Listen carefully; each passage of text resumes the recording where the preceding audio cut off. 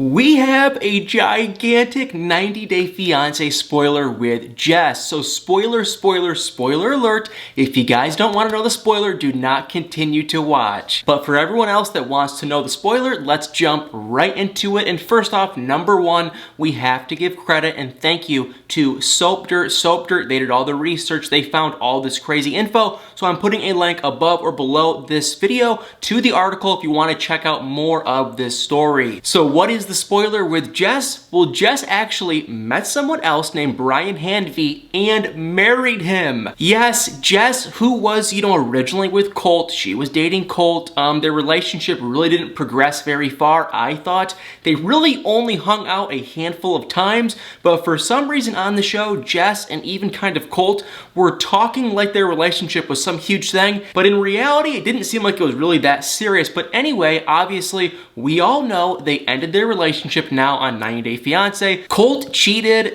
Vanessa was kind of in the middle of it, and then on top of it, Debbie just really didn't like Jess, so the relationship, it didn't work. Well, now we can confirm, thank you to Soap Dirt, that Jess met a new man and they got married on August 1st. Now you're probably wondering, well, who is this new man? I briefly talked about him in the past because I knew in the past, like in July and whatnot, that she was dating someone, I thought, because there were pictures, going around the internet like those right there with her and a new man. Well, now we can confirm because Soap Dirt found the marriage license. So who is this new man? His name is Brian Hanvy. I guess he is a musician, and I guess he is somehow, one way or another, friends with Larissa and Eric. It sounds like, according to that Soap Dirt article and other people I've heard from, that Larissa was actually like in one of his music videos a year or so ago. So I don't know how this relationship blossomed. Maybe he was friends with Eric. I'm not totally sure,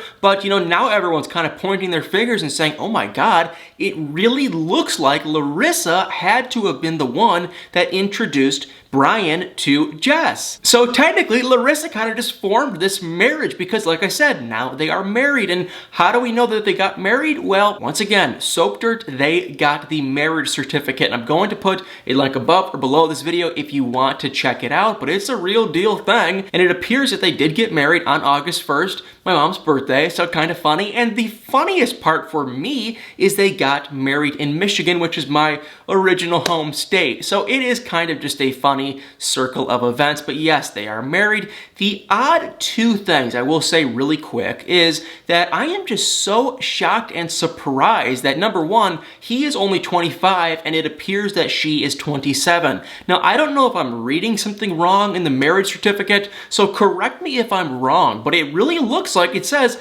his age 25 and her age is 27. So it's like he's 2 years younger and they're jumping into a marriage because as far as we know, their relationship could not have been going on too long. I mean, maybe they were dating for 6, 7, 8, maybe even 12 months, but still, to get engaged and married in that time frame, it sounds kind of fishy. I am supportive. I do like Jess, and hey, if they're happy, I'm happy. I really do wish them well. It just seems a little fishy. I mean, with the relationship with Colt and Jess, the relationship that they had, okay, like 90% of just the bad crap was definitely coming from Colt, but I will say there was some fishiness coming from Jess too, because remember, she wasn't totally innocent either. She was desperately trying to find a man that could, get her over here and get her that green card because she clearly wanted to stay in America. So I think it's just a little odd. I'm hoping and praying that her and this new Brian man are happy and they are really in love, but doesn't it just seem kind of odd? So put in the comments below what you guys think. I feel like the majority of you guys like Jess. Maybe you do, maybe you don't. And definitely if you want to learn more, check out the Soap Dirt article above or below this video. I am happy for her, and I just feel like, honestly, Colt, he's probably extremely upset now that not only did his ex-girlfriend just marry someone in only a couple of months, but his ex-wife was the one that set him up. I'm just kind of shocked that she got married that fast. And for the rest of the 90 Day Fiance stuff, we do have a new episode on tonight, which I am very, very, very excited for. And for the rest of this stuff in this video, there's a couple little 90 Day Fiance stuff I am going to talk about today, but also towards the end of the video, I'm going to do a little recap on what went down on last Friday's episode of Love After Lockup. But first, with the 90 Day Fiance stuff, we have now picture confirmation. I'll post some of the pictures right here so you can see for yourself, but we have picture confirmation that Danielle, yes, the OG, the original Danielle, you know, Danielle and Mohammed from Ohio, well, we have now seen actual picture proof that she is going to be on 90 Day Fiance, and that is she is filming for 90 Day Fiance, because I know I mentioned it a week or so ago. John Yates, the incredible John Yates, was the one that found the spoiler. He heard a little leak from Mohammed that Mohammed was in Ohio filming for a new season of 90 Day Fiance.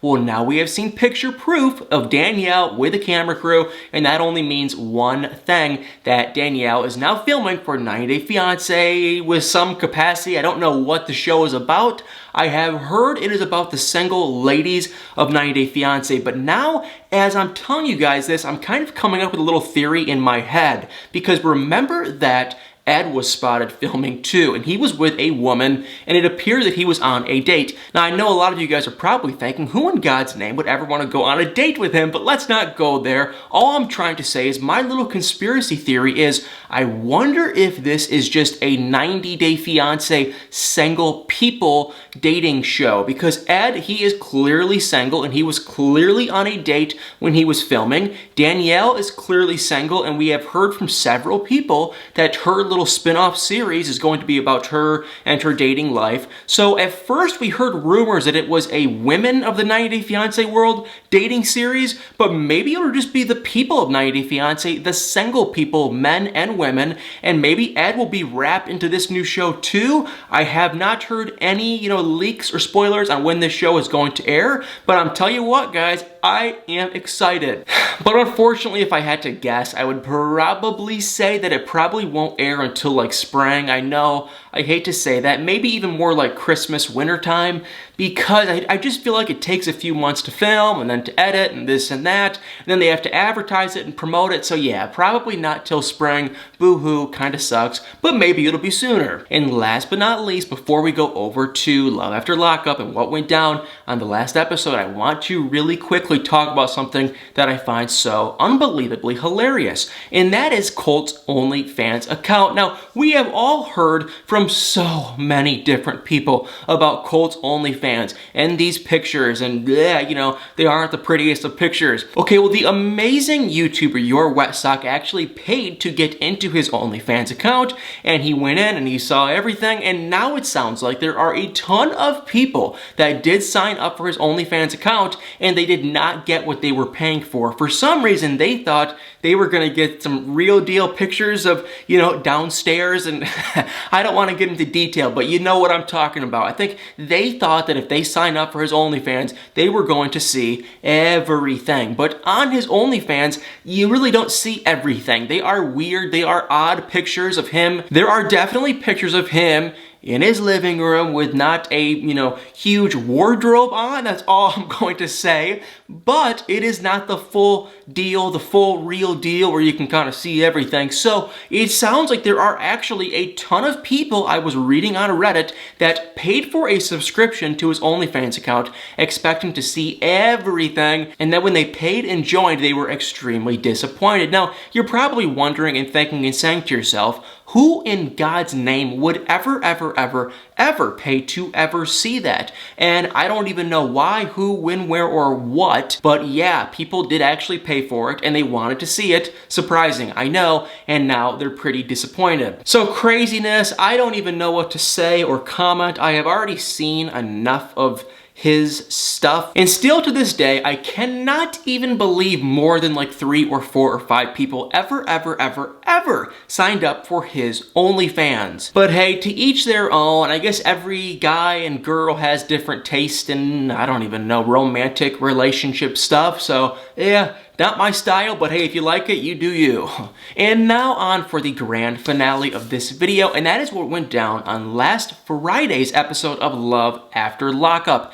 If you guys didn't watch it, you missed out on a great episode. Now, let me just say before some of you guys say, well, hey, I don't even watch Love After Lockup. Let me just say this one thing. Please, so help me God, go watch it. It was only an hour episode. It's all over YouTube. People will just record the episode and put it on YouTube so you can watch it for free. And this show is incredible. Now, we are in the middle of a new Love After Lockup season, but like 90 Day Fiance, they took a mid-season break. Boo-hoo, it's annoying. The good thing is they were also filming a little recap, special kind of thing on the previous couples. So if you have been watching Love After Lockup for a year, a season or two, you'd probably love this because we got to hear from some of the old couples and a lot of it was very surprising. So let's not waste any more time and jump right into what is going on with these old couples. I'm telling you guys, I love this show so much. Let's just jump right into it and go through the list. Starting off with Lacey and Shane, and you can even kind of throw in John's name. John was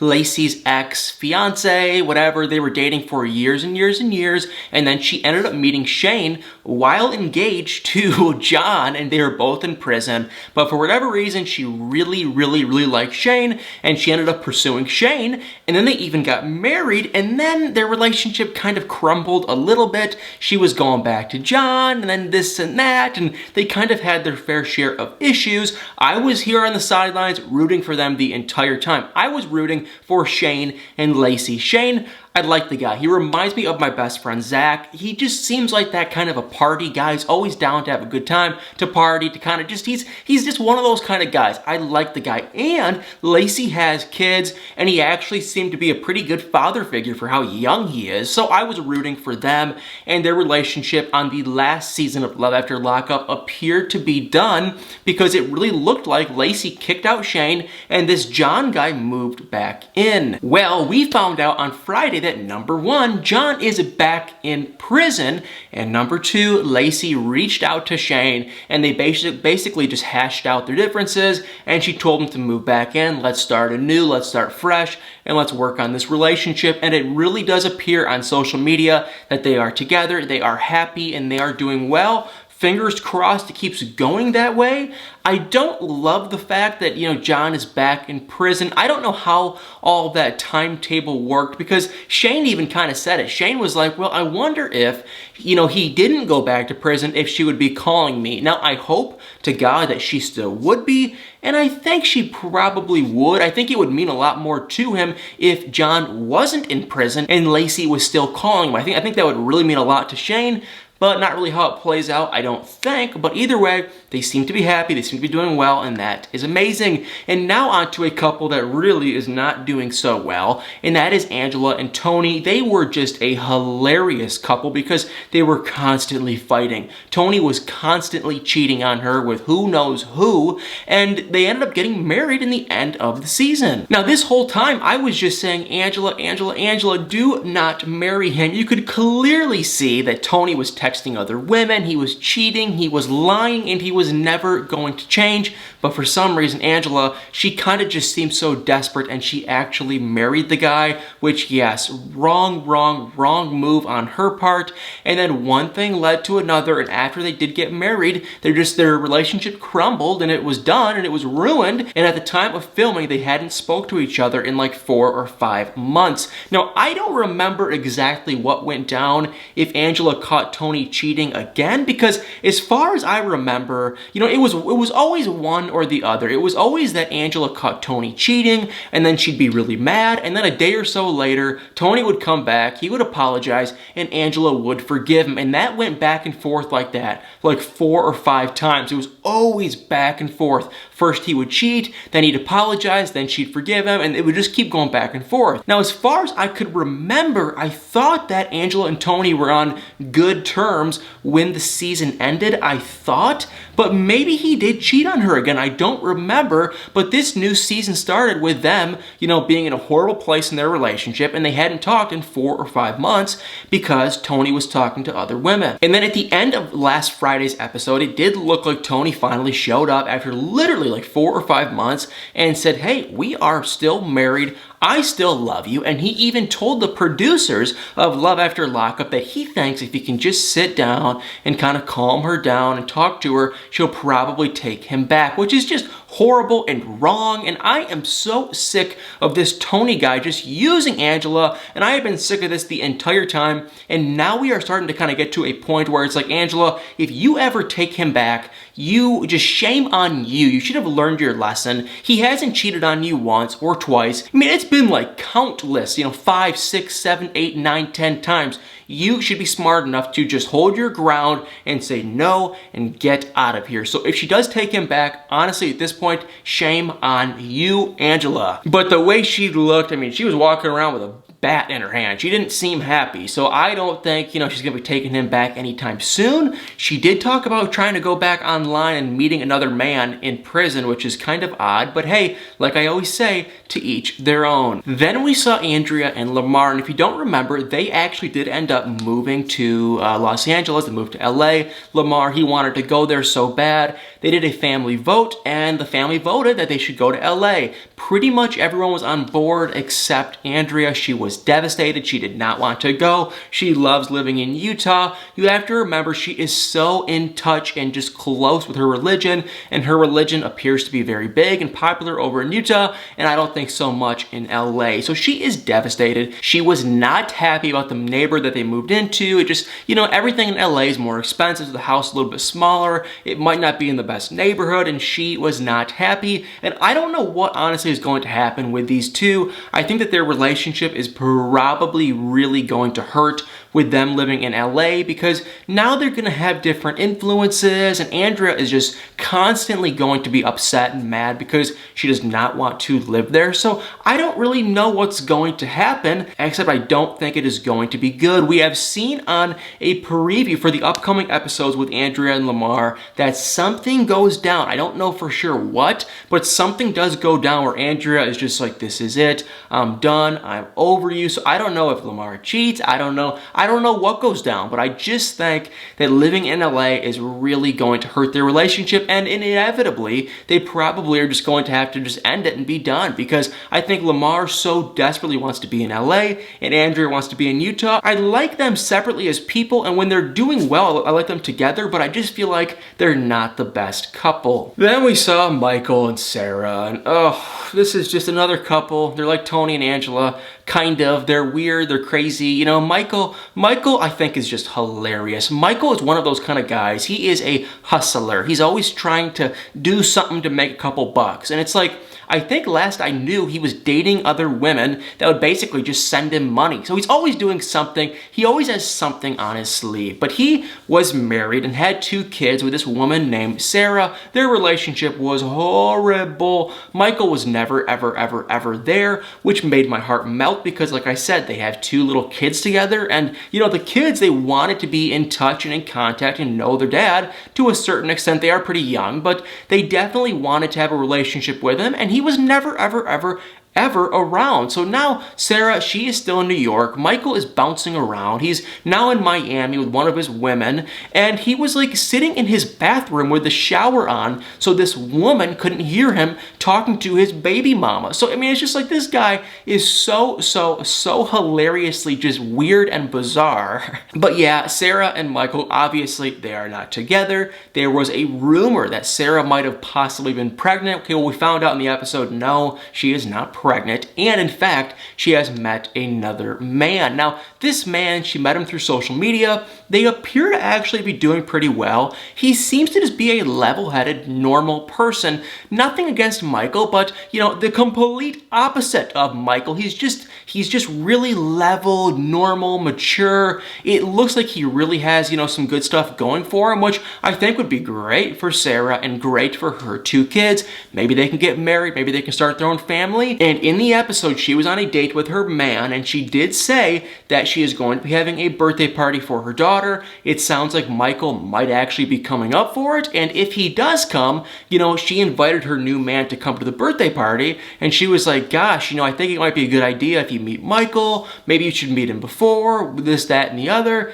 I don't know what's going to go down, but I can almost guarantee you guys that if Michael meets Sarah's new man, because he's just so jealous and weird and just hilariously odd, I think he's going to be upset. I don't think he is mature enough to say, hey, I'm not with Sarah, you're with Sarah. You know what? If you are a good man and you want to be in my kids' lives, that's a good thing to do, and we can be cordial, we can be polite to each other, but I just don't think Michael is that mature. He is hilarious. I think Michael is so funny, and the funniest thing is, he is also from my home state of Michigan. I think he's from Flint, which is just so funny. I like Michael. He actually reminds me of a Michigander. He reminds me of just, you know, he's a funny guy. He's a Midwesterner kind of guy, but he just is not the best dad, and he's not the best man in a relationship. So guys, love after lockup, 90 Day Fiance. I know I talked about a lot of stuff. Hopefully I didn't bore any of you guys, and hopefully you guys do enjoy the video. Well, you already know I am going to be back tomorrow with a little recap on last night's episode, or tonight's episode actually,